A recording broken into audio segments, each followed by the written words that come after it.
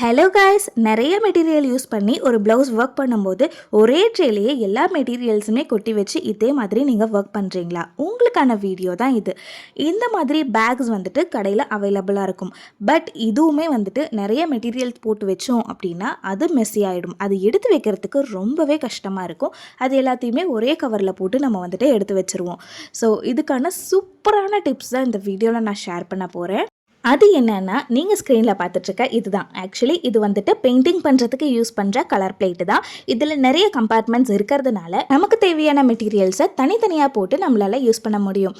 Work பண்ணுறதுக்கு ஈஸியாக இருக்கும். அதை விட இதை எடுத்து வைக்கிறதுக்கு ரொம்ப ரொம்ப ஈஸியாக இருக்கும். நெக்ஸ்ட் டைம் இந்த மாதிரி நிறைய மெட்டீரியல்ஸ் யூஸ் பண்ணி ப்ளவுஸ் போடும்போது நான் சொன்ன டிப்ஸை நீங்கள் ஃபாலோ பண்ணி பாருங்கள். ஆரி ஒர்க் போடுற உங்களோட ஃப்ரெண்டுக்கு இந்த வீடியோவை ஷேர் பண்ணுங்கள். மறக்காமல் நம்ம சேனலை சப்ஸ்கிரைப் பண்ணிக்கோங்க. இதே மாதிரி நிறைய யூஸ்ஃபுல் டிப்ஸ் நான் உங்களுக்காக ஷேர் பண்ணுறேன். இதே மாதிரி யூஸ்ஃபுல்லான இன்னொரு வீடியோவில் மீட் பண்ணலாம். பாய்.